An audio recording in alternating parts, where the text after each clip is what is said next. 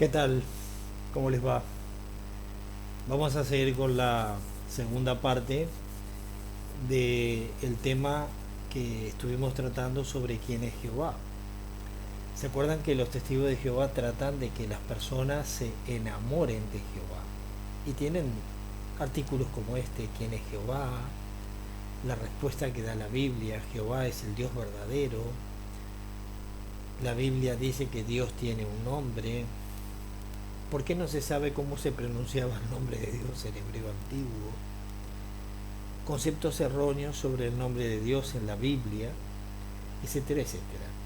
Ustedes saben que se centran en estos temas sobre el nombre de Dios y en los atributos de Jehová, que Dios es amor, etcétera, etcétera. Entonces, continuando con el vídeo, quién es Jehová, segunda parte, estamos trabajando, si se acuerdan, en aquello que tenía que ver con la primera de Reyes, capítulo 8, versículos 62 al 64. Y esto sería interesante la gente que de los que están con el nuevo orden, los globalistas, con el cambio climático, con dignidad en un planeta sano, y donde la propuesta es bajar la cantidad de seres humanos para reducir la contaminación por CO2. Y el respeto a los animales, los derechos de los animales. En Primera de Reyes capítulo 8, versículos 62 al 64, relata cómo Salomón, en su sacerdocio real, sacrificó 22.000 bueyes, 120.000 ovejas en el templo de Yahvé en un periodo solo de 2 semanas. Esta es una lujuria de sangre, una perversión. 22.000 bueyes y 120.000 ovejas en 2 semanas.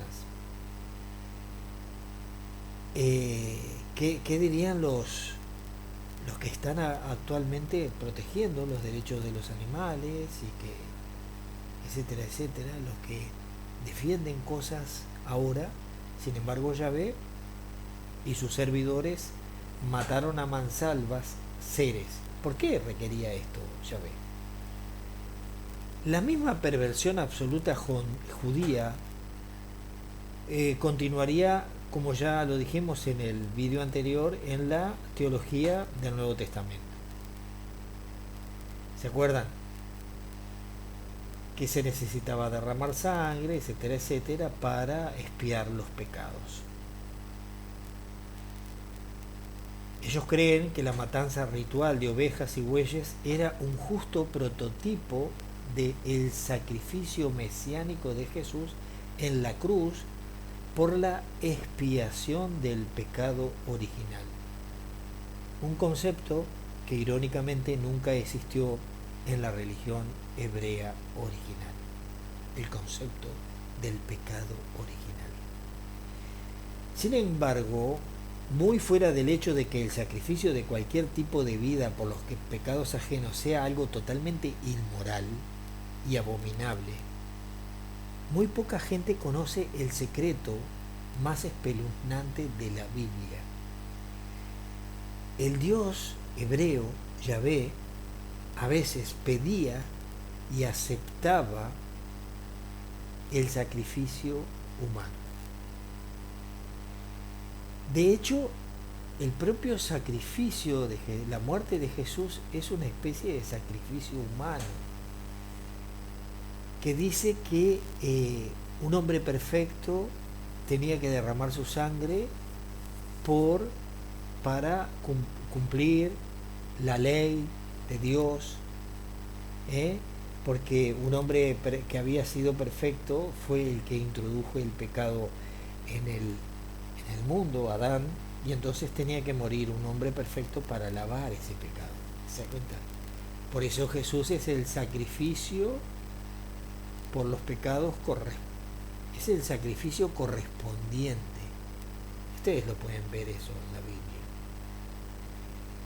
En Éxodo, el segundo libro del Pentateuco, encontramos unas referencias escalofriantes a la práctica del infanticidio ritual hebreo ordenada por el mismo Yahvé, en la cual los hebreos fieles a su Dios tenían que consagrar a sus hijos primogénitos como una ofrenda a su Señor, justo como solían inmolar las primeras crías del ganado, con el fin de conmemorar la matanza de los varones primogénitos en Egipto por parte de Jehová o Yahvé.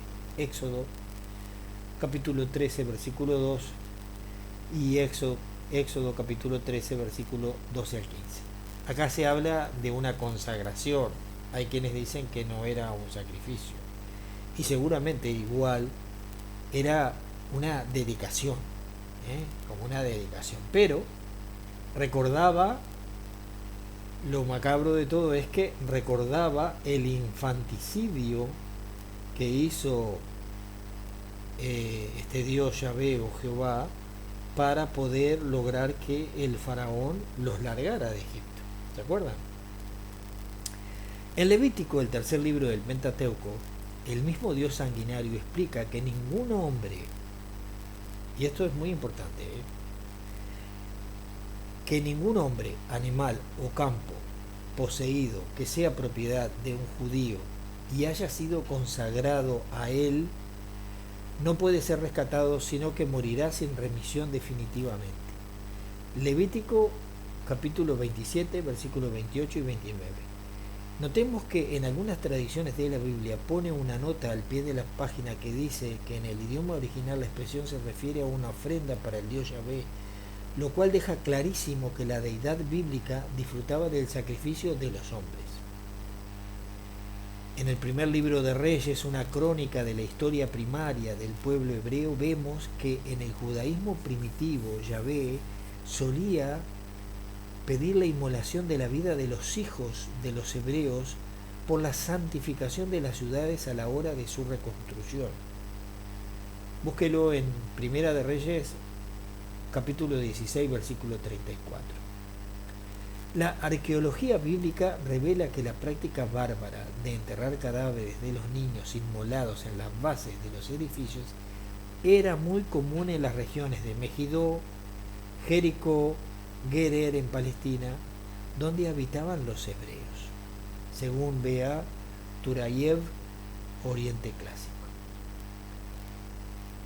En el mismo libro morboso leemos también que Yahvé le ordenó a su siervo Josías. ¿Se acuerdan que Josías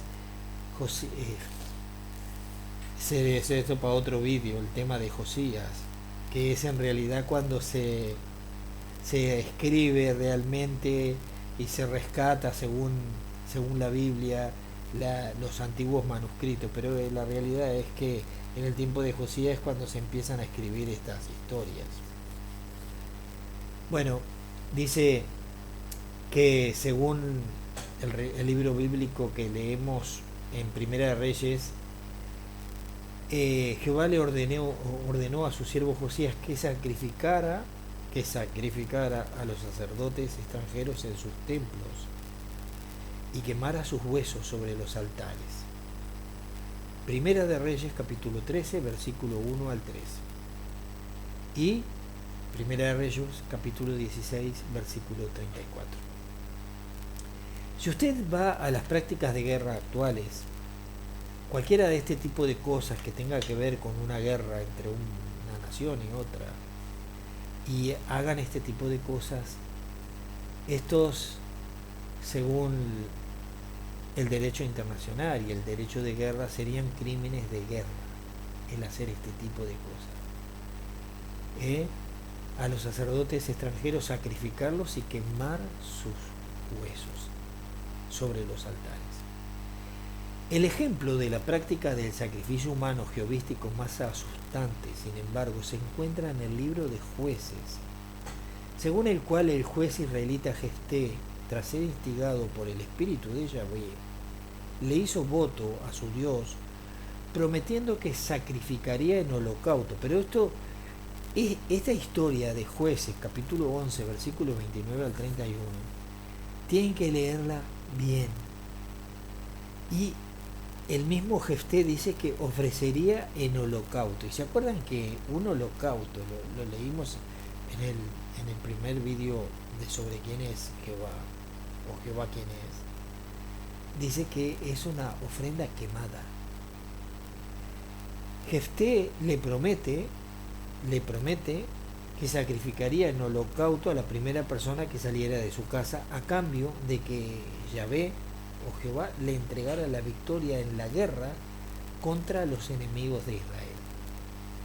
Yahvé dice que cumplió su promesa y Jefté volvió a su casa victorioso. Sin embargo, desgraciadamente, la primera persona que salió de su casa fue nadie más que su querida hija.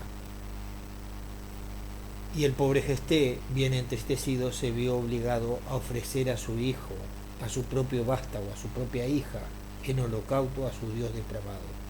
Jueces, capítulo 11, versículo 34 al 40. Los testigos de Jehová y otras religiones quieren hacer ver como que en realidad la hija de Jefté quedó al servicio del templo y que quedó virgen para siempre, y ellos te hacen el cuento de que las hijas de Israel subían al templo a llorar a la hija de Jefté. Esto es toda una historia que va más allá de las cosas que están escritas, porque la misma Biblia a veces les da con una piedra en los dientes a ellos. La cuestión es que este hombre tuvo que ofrecer a su propia hija en holocausto porque lo había hablado. La verdad que un estudio minucioso de la Biblia hebrea revelará que el sacrificio humano jehovístico constituyó una costumbre común en el culto hebreo original. Esta revelación horripilante no debería ser ninguna sorpresa para los estudiosos que tienen un buen entendimiento de la historia de la región de Palestina. Los estudios arqueológicos muestran que incluso en el segundo milenio antes de Cristo, la deidad semítica, el rey del panteón levantino y precursor de El Yahvé bíblico, era un dios asociado al sacrificio humano ritual y cuyo culto se caracterizaba por el holocausto de los primogénitos. Oleyan, 1988, es el lugar donde está esto. El mismo culto sacrificatorio continuaría entre los hebreos en el judaísmo primitivo. Smith, año 2002. Vemos que el sacrificio sangriento, tanto animal como humano, siempre estuvo bien arraigado en la religión jehovística original. Es más probable que Yahvé no solo disfrutara de los sacrificios para su propio entretenimiento, sino que también los necesitara para alimentarse de su energía a nivel astral. Es más probable que Yahvé no solo disfrutara de los sacrificios para su propio entretenimiento, sino que también lo necesitara para alimentarse de su energía vital a nivel astral.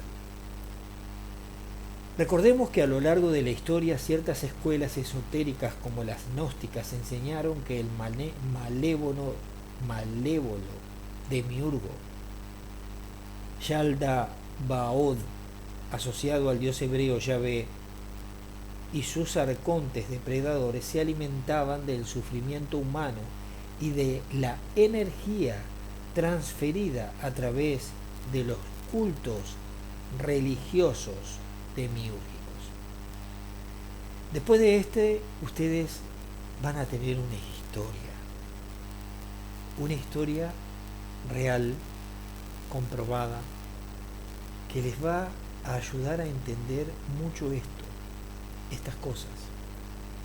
Y esa historia es de una persona que era un científico. En el próximo vídeo lo van a tener.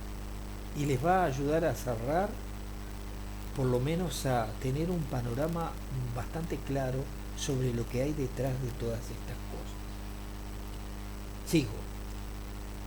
Los judíos han hecho todo lo posible para ocultar este secreto vergonzoso de su religión, y los apologistas cristianos se inventarán cualquier excusa y dirán cualquier mentira para convencernos de que no hubo ningunos sacrificios humanos jehovísticos y asegurar que todos los versículos bíblicos citados aquí están mal interpretados, a pesar de que en varios pasajes de la propia Biblia digan claramente que sí hubo muchos sacrificios humanos ordenados por Yahvé, e incluso hablen de los detalles horripilantes.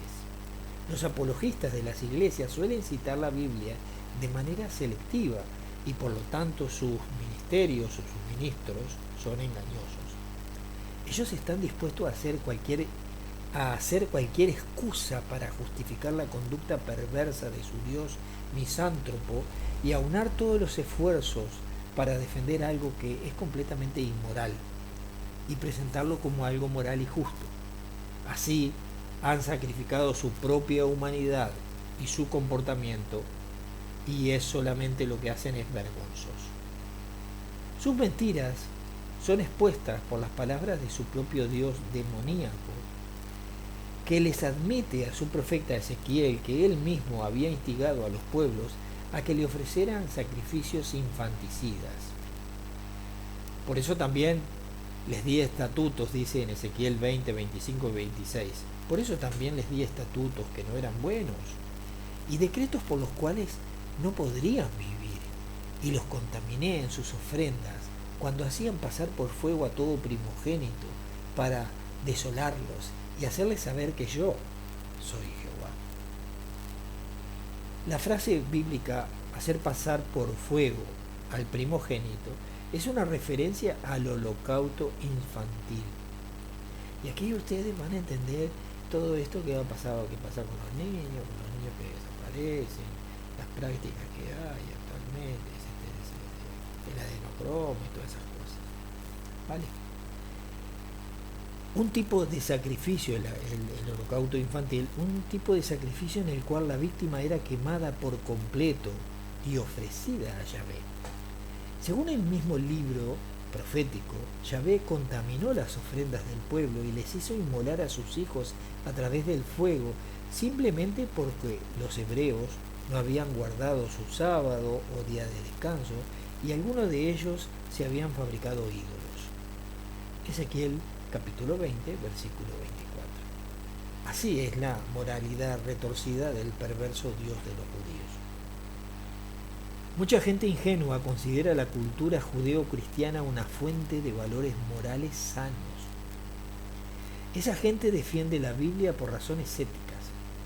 En las sociedades occidentales estamos acostumbrados y acondicionados a creer que las llamadas escrituras son un manual para alcanzar la santidad.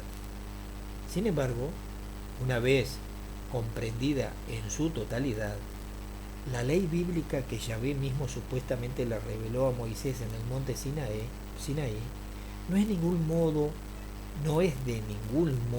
un código moral auténtico, sino más bien es un manifiesto casi político cuyo propósito real era la justificación de la dictadura tiránica del déspota cósmico o galáctico Yahvé.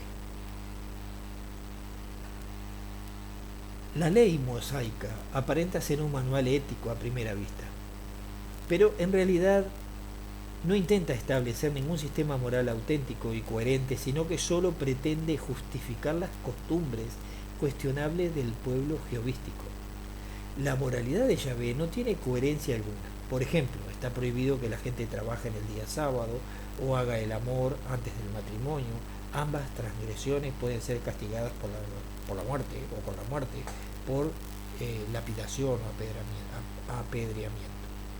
Pero si está bien o incluso ordenado que los judíos perpetren el genocidio contra sus vecinos extranjeros y cometan infanticidio masivo, La verdad es que la ley bíblica es solamente una tortura sádica para el hombre. Ustedes recuerdan, no desearás la mujer de tu semejante, pero Salomón, David tuvieron una mujer de su semejante.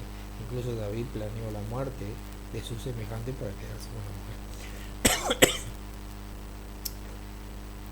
El supuesto padre amoroso exige que los hombres sean apedreados hasta su muerte solo por encender una llama o recoger leña en el día sábado, el día santificado para Yahvé, en Éxodo capítulo 31, versículo 12 al 15, Números capítulo 15, versículo 32 al 36. Y requiere también que los creyentes asesinen, perdón. Y ahora usted va a entender por qué los testigos de Jehová asesinan espiritualmente y socialmente a sus familiares. Ustedes van a entender eso y por qué esa práctica y estas prácticas están vigentes incluso hoy día. Dice, y requiere también que los creyentes asesinen a sus familiares y sus amigos si deciden abandonar el culto sangriento de Yahvé y seguir otros caminos espirituales. Y aquí podemos acordarnos de aquel asistente del cuerpo gobernante, no me acuerdo su nombre ahora, pero que decía que de ningún modo ellos iban a cambiar las reglas de los 2 testigos y las reglas de aquí y de allá. Y entonces iban y les leían un pasaje de Deuteronomio. Y acá dice Deuteronomio capítulo 13, versículos 6 al 10. Del mismo modo, la teología del Nuevo Testamento enseña que todos aquellos que no sigan la religión bárbara de Yahvé serán juzgados por su supuesto Hijo Jesús y quemados en un lago de fuego infernal. Apocalipsis capítulo 20 versículo 10 al 14 y Juan 8, 24, segunda a los Tesalonicenses capítulo 1 versículo 8 al 9, capítulo 2 versículo 11 al 12. Yahvé no es un Dios benévolo, sino un monstruo aborrecible, y su maldecido libro sagrado es nada más que una malvada herramienta para la destrucción de la humanidad. Además de ser una entidad sumamente malévola y con un carácter sádico, el Dios hebreo Yahvé es también un adversario que siempre se opuso a la iluminación del hombre. El relato del huerto de Edén en el libro de Génesis empieza con una prohibición contra el fruto del árbol de la ciencia o del conocimiento. ¿Se acuerdan? Génesis 2:17. En el siguiente capítulo Yahvé no solo mintió diciéndole a Adán que el día que comiera del árbol de la ciencia ciertamente moriría, sino que también admitió que la serpiente tuvo razón, reconociendo entonces que el hombre era como uno de ellos. Como uno de ellos, ¿quiénes? Los dioses. Usted puede leer esto en Génesis, capítulo 3, 4 al 5 y 3:22. Lea esto. Mira que el hombre ha llegado a ser como uno de nosotros, dicen ellos mismos. Al leer Génesis minuciosamente, sabemos que Adán sí adquirió el conocimiento de los dioses al comer el fruto prohibido, justo como dijo la serpiente, y nos damos cuenta de que el hombre no murió porque comiera del árbol de la ciencia, sino porque el mismo Yahvé y sus malévolos querubines impidieron su acceso al árbol de la vida. Génesis 3:24. Y esto aparentemente, que parece ser una alegoría, un símil, un cuento, el árbol de la vida genéticamente tiene alguna connotación de algún conocimiento genético que no permitía que el hombre llegara a él. Hay unas historias que parece ser que estas personas, estos supuestos dioses, en un principio vivían cientos de miles de años.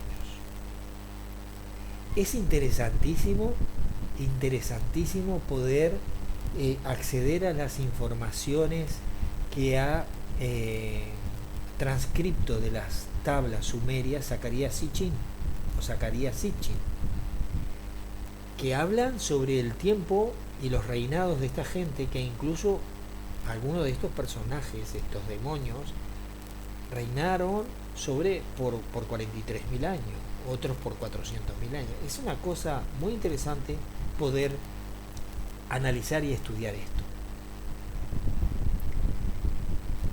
Entonces, el hombre no murió, por lo menos no murió instantáneamente, obtuvo el conocimiento, pero Yahvé y sus querubines y la espada impidieron el acceso al árbol de la vida. Es evidente que Yahvé nunca quiso que el hombre despertara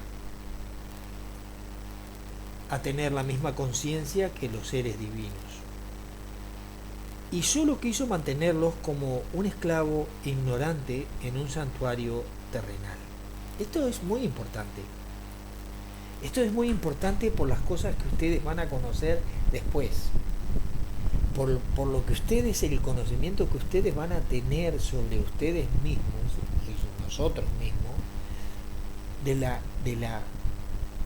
de las respuestas a la vida y de la vida. No quería él.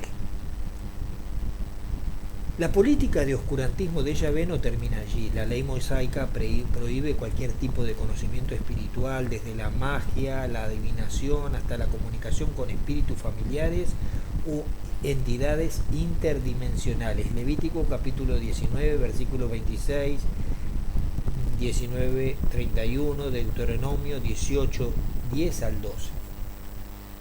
Entonces aquí vemos cómo sí que los servidores de Jehová se han servido de cosas esotéricas como las pirámides, también cuando tiraron suertes los apóstoles para designar a Matías, creo que era, ¿no? Esas cosas, y cómo buscaban sortilegios y cosas. ¿Por qué temía Yahvé tanto que prohibió a los pueblos se comunicaran con seres interdimensionales? La respuesta es que Yahvé tenía miedo de que los hombres tuvieran contactos con sus dioses ancestrales y supieran la verdad acerca de su identidad auténtica.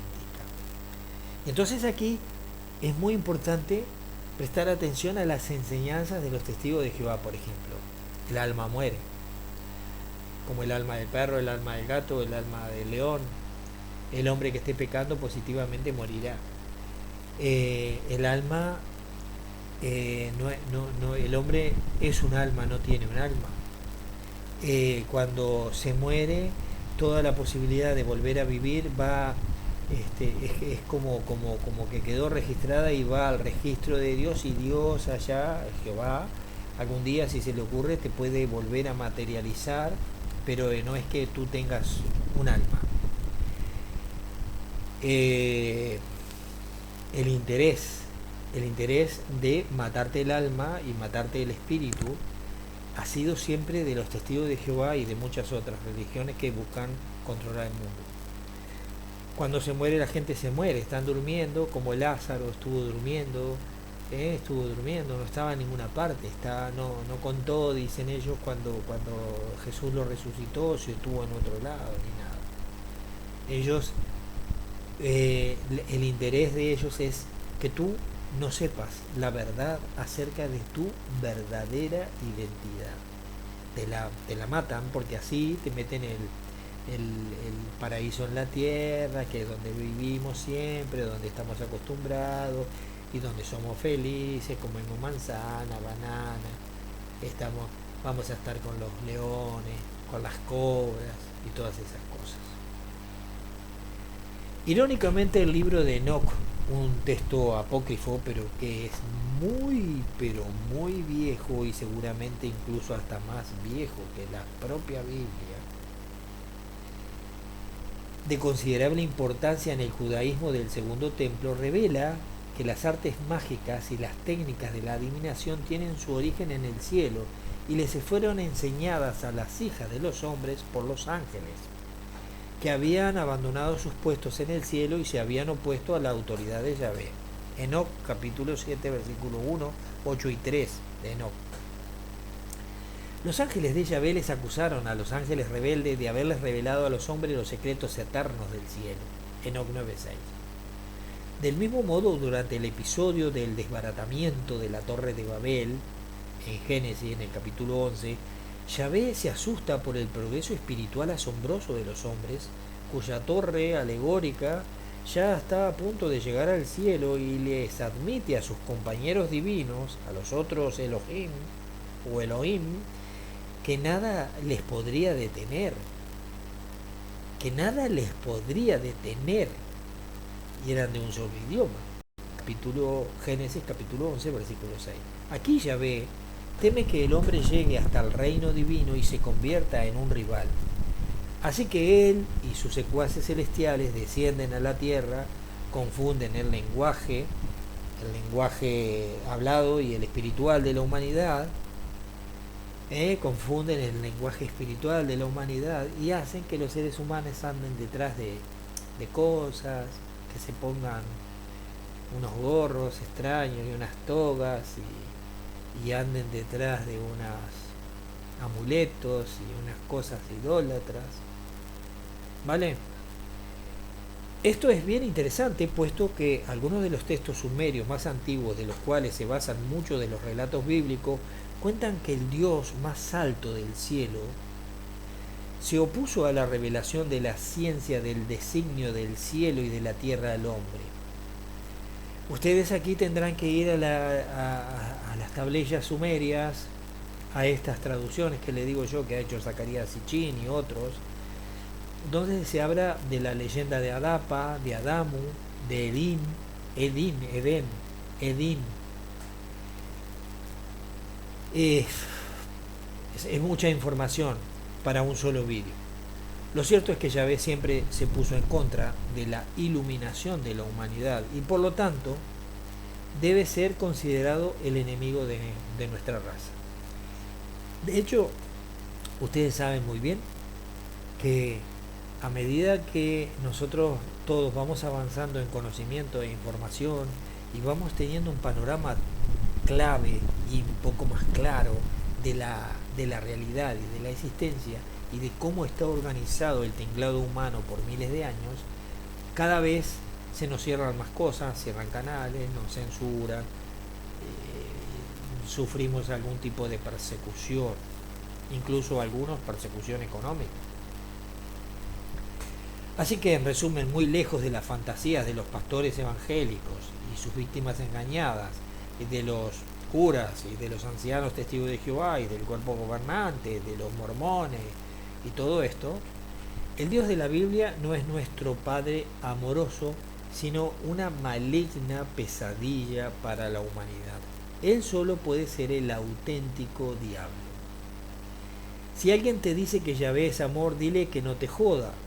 Los apologistas cristianos que hacen cualquier excusa para justificar a su Dios ignoran la infinidad de versículos bíblicos que cuentan la maldad de Yahvé y siguen fantaseando que la deidad judeo-cristiana es una entidad perfecta, benévola e infinitamente amorosa, y estos son poco honestos y solo se están engañando a sí mismos. Ellos que han caído en la trampa de la inversión acusatoria engañosa de la religión sionista de Yahvé. A pesar de que la propia Biblia dé testimonio muy claro de que Yahvé tiene todos los atributos de una entidad demoníaca, la mayoría de la gente sigue creyendo ingenuamente que la serpiente de la sabiduría es el enemigo de la humanidad. Y ojo que yo aquí no estoy favoreciendo a la serpiente, solamente estamos haciendo un relato de Yahvé. Y no sabemos exactamente cómo es el asunto, pero vamos aclarando. En realidad, la serpiente de Edén, el gran Ushumgal de Eridu y nuestro benévolo Enki, es el auténtico defensor y benefactor de la raza humana. Él se rebeló contra la tiranía y la crueldad del malévolo Yahvé por un motivo justo. La verdadera identidad de Yahvé, una revelación espeluznante. ¿Quién es Yahvé realmente? Sin duda, el origen de la deidad o de la identidad del Dios de los judíos son unos temas que están rodeados de misterio. Según la Biblia, Yahvé es el Dios único que creó el cielo y la tierra y no hay nadie como él. Sin embargo, contrario a las afirmaciones de la teología judeocristiana tradicional, la erudición bíblica actual revela otra historia. En realidad, el monoteísmo jehovístico es un invento bastante tardío en la historia del pueblo hebreo y tiene su origen en el siglo VII a.C. Según el consenso académico, ¿cuáles son las implicaciones de esta revelación? La religión original de los semitas occidentales, los hebreos incluidos, reconocía una teología politeísta y la entidad conocida como Yahvé en la religión bíblica posterior era originariamente solo uno de los muchos dioses en el panteón antiguo. Por lo tanto, el Dios del judaísmo tiene su origen entre las antiguas deidades de las culturas politeístas del Medio Oriente y del Mediterráneo levantino. Aunque el tetragramatón o tetragramatón, pero es tetragramatón, IHWH vocalizado como Yahvé o Jehová, sea el nombre más conocido del Dios de los hebreos, no es de ningún modo su nombre original en la tradición bíblica. De hecho, la deidad bíblica empieza su vida en la Biblia hebrea bajo el nombre de El, y a su vez su forma plural Elohim, dioses. El, Dios, Elohim, dioses. Y luego adopta el epíteto Yahvé cuando se presenta a Moisés por primera vez en el monte Horeb. Dicho de otra forma, Yahvé no es un nombre personal, sino más bien es un título divino que se puede traducir como el que hace existir o el que crea. ¿Cuál es el origen de la deidad antigua conocida como Él en muchos pasajes de la Biblia? En el segundo milenio antes de Cristo, mucho antes de la redacción del Pentateuco y el nacimiento del monoteísmo jehovístico absoluto, Él era considerado la deidad más alta del panteón semítico antiguo y reverenciado como el padre de todos los Elohim junto con su consorte Asera.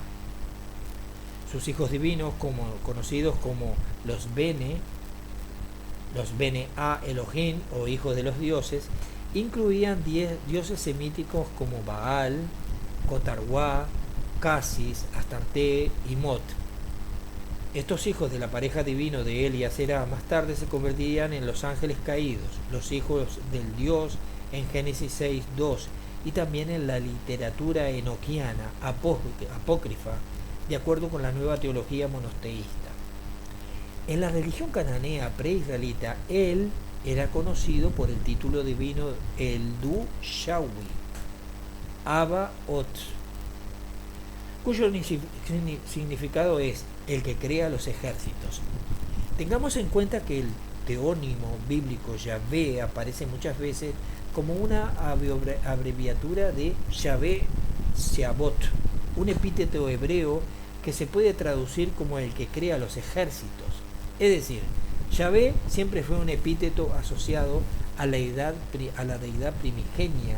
Él, en la religión semítica politeísta, prebíblica, por lo tanto, Yahvé y él siempre han sido la misma entidad o la misma persona.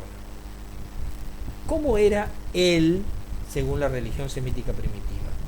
Él era reconocido como el rey del cielo, la cabeza de la asamblea de los Elohim o Elohim, el gran juez divino, el padre de todos los dioses y la deidad principal de la cosecha y la agricultura. Además era asociado al toro como símbolo de su potencia masculina y conocido como el padre de los años.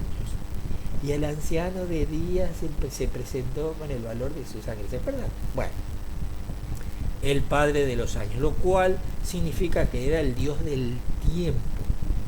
En las regiones levantinas de la Edad de Hierro, él era adorado como el Padre Supremo y el Altísimo por los fenicios, los filisteos y los cananeos, entre otros pueblos semíticos, y su culto se caracterizaba por el sacrificio tanto animal como humano y la ofrenda de los primogénitos por holocausto en particular.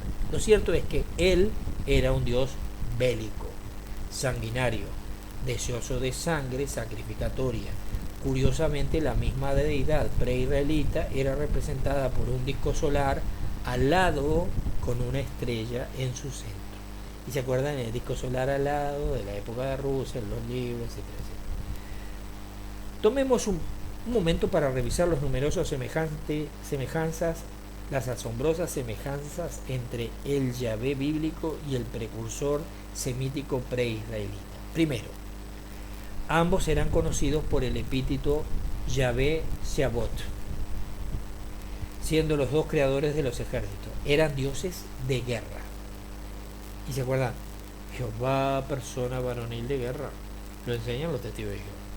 Segundo, ambos se presentaban como el Padre Supremo y eran adorados como el Altísimo.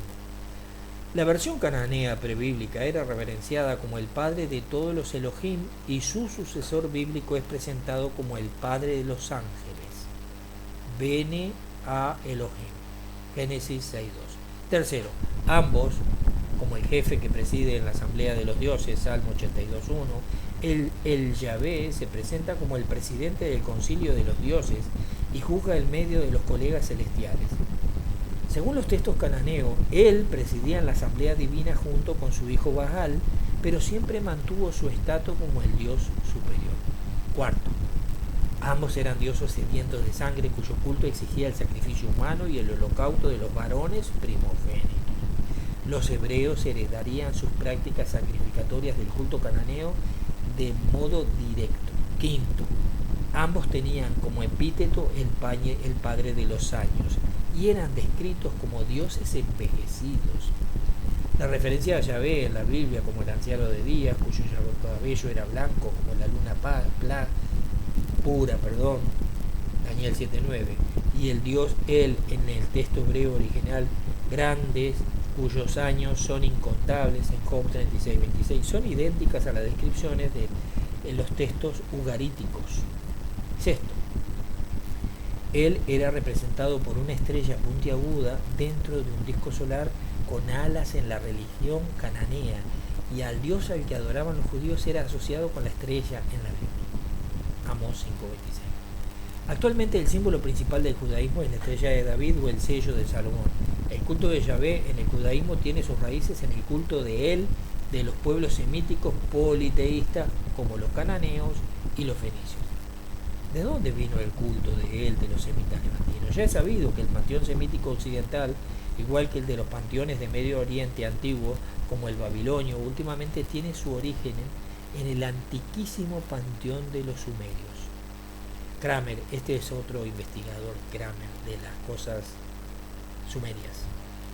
Por lo tanto, los panteones de las culturas acadia, babilonia, asiria, semítica, levantina, cananea y hasta la helénica tienen un ancestro común y muchos de sus integrantes divinos son idénticos en todas las distintas culturas mencionadas arriba.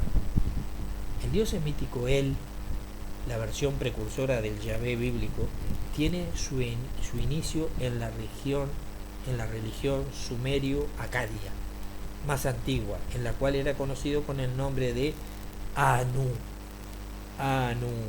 el dios del cielo. Y acá ya vamos viendo que los Anunnakis tienen que ver con todo esto.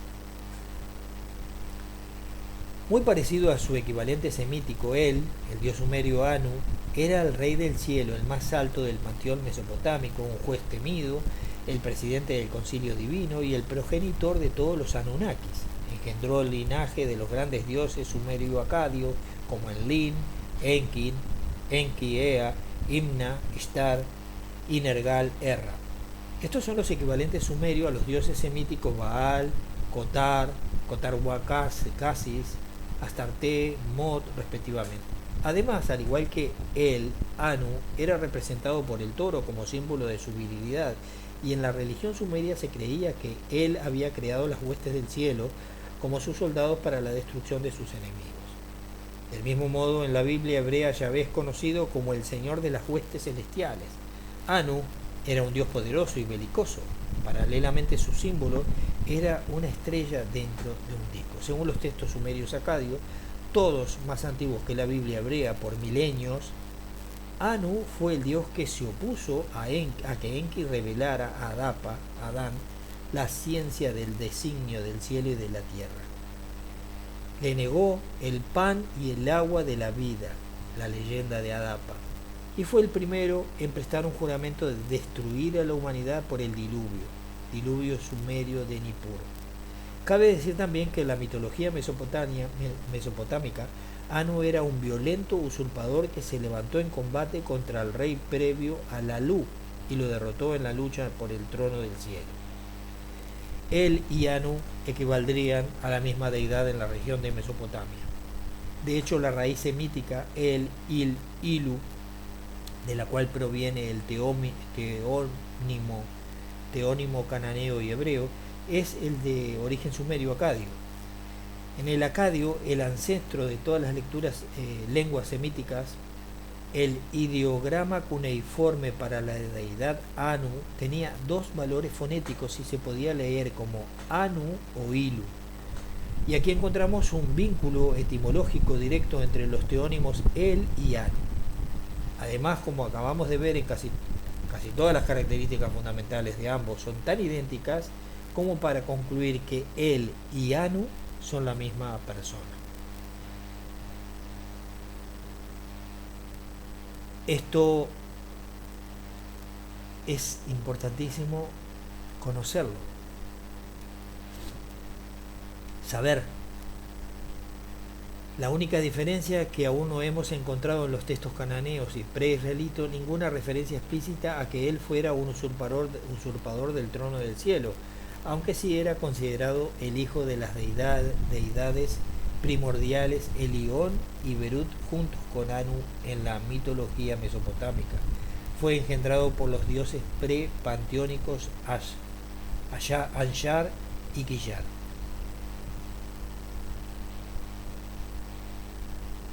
El canto de Moisés del manuscrito prebíblico 4Q Deut, vemos que Yahvé primero hereda la tierra de Israel de su superior Elión, el Altísimo, y luego sube a la cabeza del panteón después de derrotar a sus rivales divinos.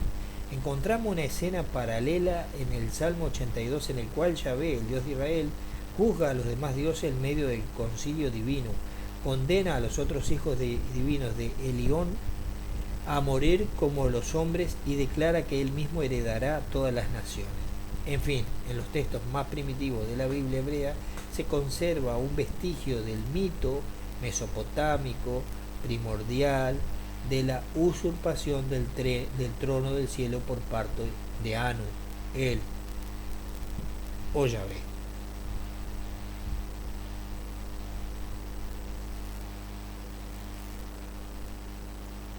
Padre o anciano de años, anciano de días, en los textos semíticos pre-israelitas y en algunos libros de la Biblia hebrea. Además, Saturno, Cronos, era un dios infanticida que devoraba a los niños, y su culto se caracterizaba por el sacrificio humano y la ofrenda de los primogénitos en holocausto. Esto explicaría por qué encontramos algunos vestigios de las prácticas de sacrificio humano e infanticidio ritual en el culto jehovístico en los textos de historia primaria de la Biblia hebrea. Los símbolos principales de Saturno, Cronos, eran la hoz, la cruz y la luna menguante. La hoz, la cruz y la luna menguante. Los hebreos siempre fueron adoradores de Saturno desde el principio. Aunque los judíos lo quieran ocultar, el judaísmo siempre ha sido un culto satúrnico, cuyo dios es nadie más y nada menos que Cronos, por ende Anu. Todo el mundo sabe que el día sagrado del dios hebreo es el día Saturday. El sábado está vinculado intrínsecamente a la deidad antigua Saturno. Saturno en la lengua hebrea ya saben lo que es. Además, en la antigüedad el planeta Saturno, el juez de todos los planetas, era asociado a él.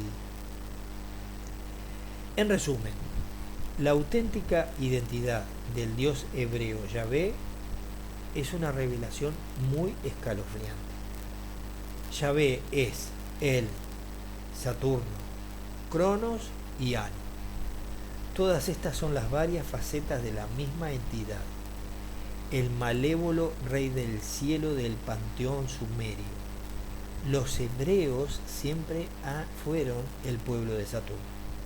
Al comienzo de su historia, el pueblo judío adoró a Saturno abiertamente. Sin embargo, a partir del exilio de los hebreos en Babilonia en el siglo VI a.C., ellos empezarían a ocultar la verdadera naturaleza de su deidad, y el judaísmo post-exilio se desarrollaría como un culto criptosatúrnico. De hecho, entonces su adoración de Saturno ha sido el secreto más espeluznante de la élite del pueblo judío. Ya hemos establecido que el dios hebreo Yahvé, la deidad semítica preisraelita asociada a Saturno, el pueblo judío siempre ha santificado el día sábado, el Shabbat, y en la religión hebrea primitiva las prácticas satúrnicas, como el sacrificio humano y el holocausto de los varones primogénitos, eran costumbres comunes en el culto jehovístico. Queda claro que la deidad auténtica de la religión judía siempre ha sido Saturno. De hecho, se dice que los jesuitas adoran a Saturno. De hecho, el nombre de la patria hebrea Israel puede significar el Saturno lucha o el Saturno rige. Sin embargo, desde la época de los profetas post-exílicos, la élite del sacerdocio siempre ha querido ocultar el aspecto satúrnico del judaísmo y preservar o presentar a Yahvé como un Dios único, completamente separado de su historia satúrnica. El judaísmo de los profetas después del exilio es una fachada diseñada por la élite de la judería con el fin de ocultar el saturnismo de la religión hebrea. En dicha época los hebreos estaban exiliados en el extranjero y lo más probable es que el sacerdocio judío quisiera que su culto se presentara como más respetable delante de los ojos de los pueblos foráneos. Tengamos en cuenta el objetivo principal del judaísmo siempre ha sido el sionismo, y desde luego los judíos empezarían a infiltrarse en las naciones gentiles, a partir del exilio babilonio. Así que era necesario que ellos escondieran las intenciones verdaderas de su secta oscura, cortaran sus vínculos con su pasado vergonzoso y comenzaran a operar de modo subrepticio. El libro de Amós es un buen ejemplo de la construcción de una fachada religiosa para ocultar las prácticas satúrnicas del culto hebreo.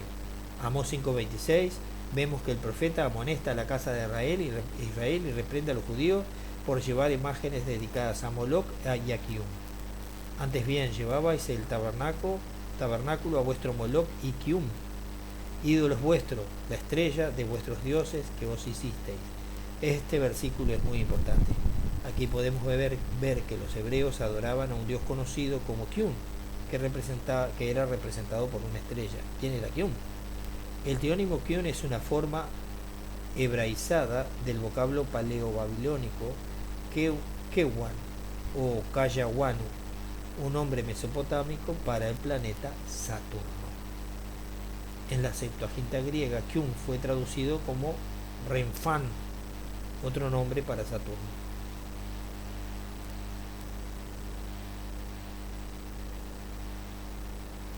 En fin, pienso que con toda esta información ustedes tienen mucho para sacar conclusiones. Yahvé, Anu, El, Saturno,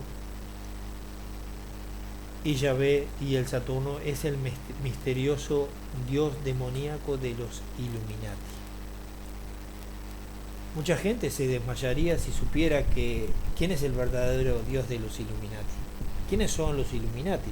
Es una palabra latina que significa los iluminados y actualmente sirve como un término genérico para referirse a la red de sociedades secretas y hermandades ocultas entrelazadas que ejerce su poder sobre las naciones del mundo de modo subrepticio, sobre todo desde el punto de vista económico.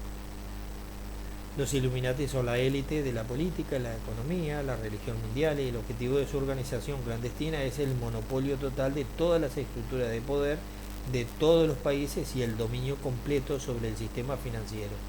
Se cree que los Illuminati buscan instaurar un gobierno mundial, lo que se denomina el nuevo orden mundial.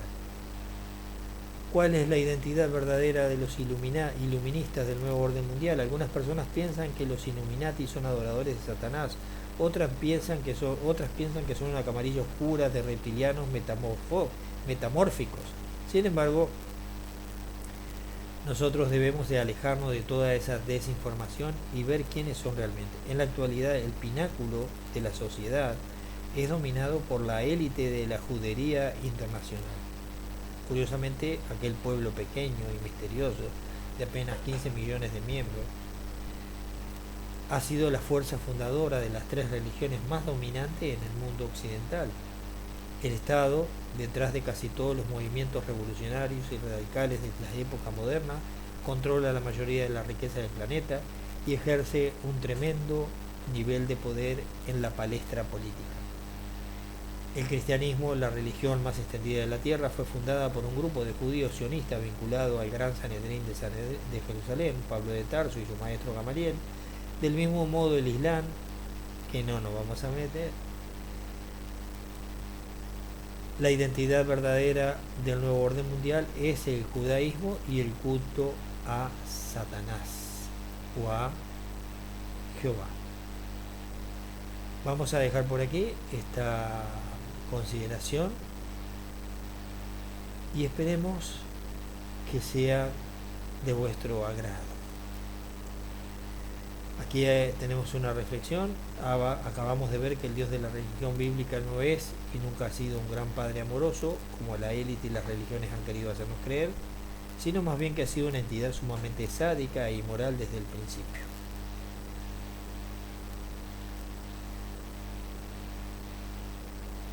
Si quieres, te vamos a dejar, nos pides el enlace a este artículo y te lo mandamos.